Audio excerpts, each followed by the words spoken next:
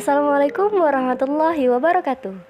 Saya Salma Fahira, NIM 201126119.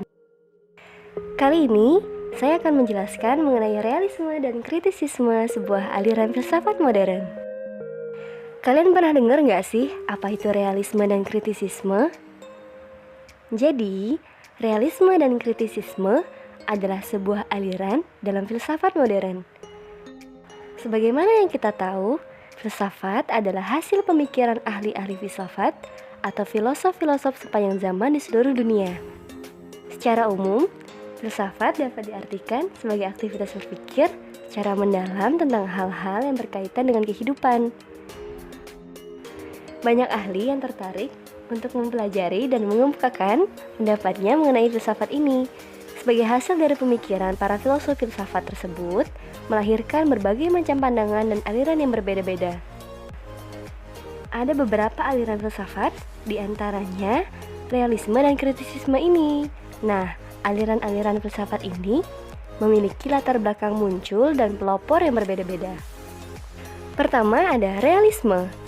Realisme berasal dari bahasa Inggris yaitu real, artinya nyata, atau dapat diartikan sebagai yang ada secara fakta, tidak dibayangkan atau tidak diperkirakan.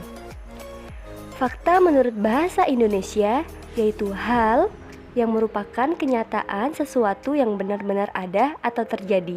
Realisme berasal dari bahasa Latin yaitu realis yang artinya nyata. Dalam bidang metafisika, realisme merupakan konsep-konsep umum yang disusun oleh budi manusia, juga terdapat dalam kenyataan lepas dari perkiraan manusia. Aliran realisme merupakan aliran filsafat yang menganggap bahwa kebenaran berasal dari kehidupan nyata. Ciri-ciri kelompok realisme: mereka tidak menjauhkan diri dari fakta yang nyata, menganggap bahwa kebenaran berhubungan erat dengan pengalaman, dan sangat menghormati sains. Ada beberapa tokoh aliran filsafat realisme, yaitu ada Aristoteles, Francis Bacon, dan John Locke.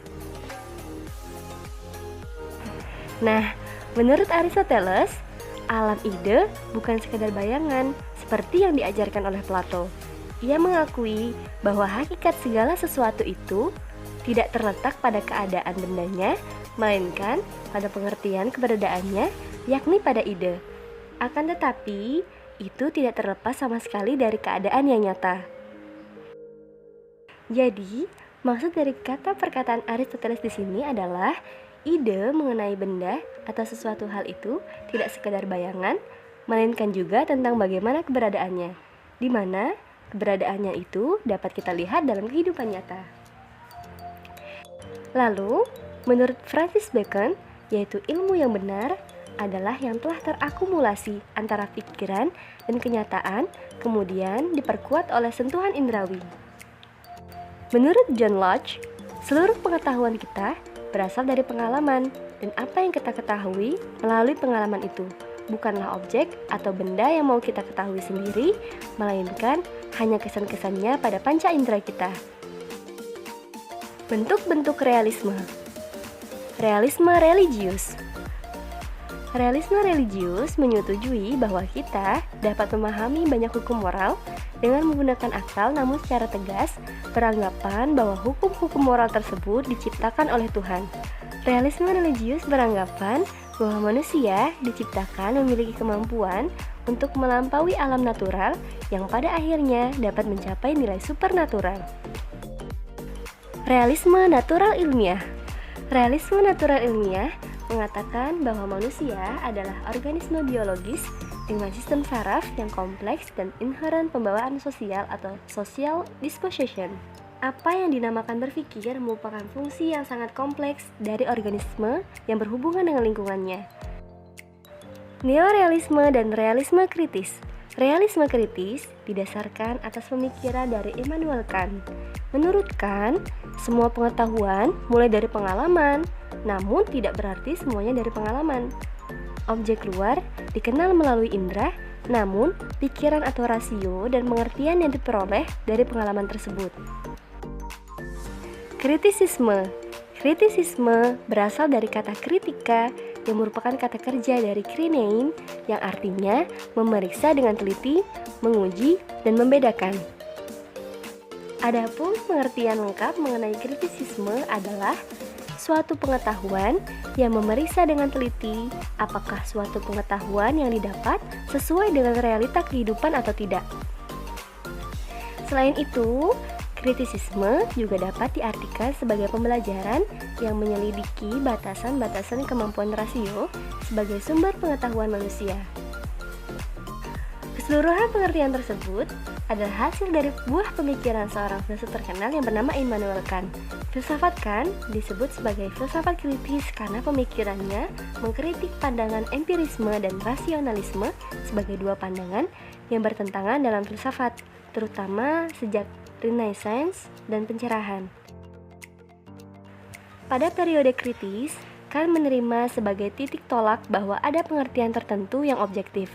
Metodenya merupakan analisa kriteriologis mengenai titik pangkal itu. Analisa kriteriologis yaitu analisa yang hanya menyelidiki relasi formal antara kegiatan subjek sejauh ia mengartikan dan menilai hal tertentu dan objek sejauh itu merupakan fenomen yang ditanggapi.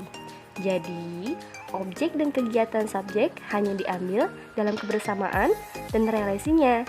Kemudian, dicari syarat-syarat manakah yang minimal harus dipenuhi pada pihak subjek.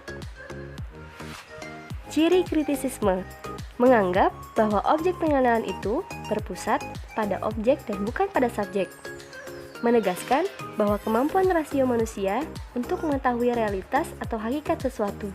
Menjelaskan bahwa pengenalan manusia diperoleh dari perpaduan antara unsur yang berasal dari rasio dan unsur yang berasal dari pengalaman.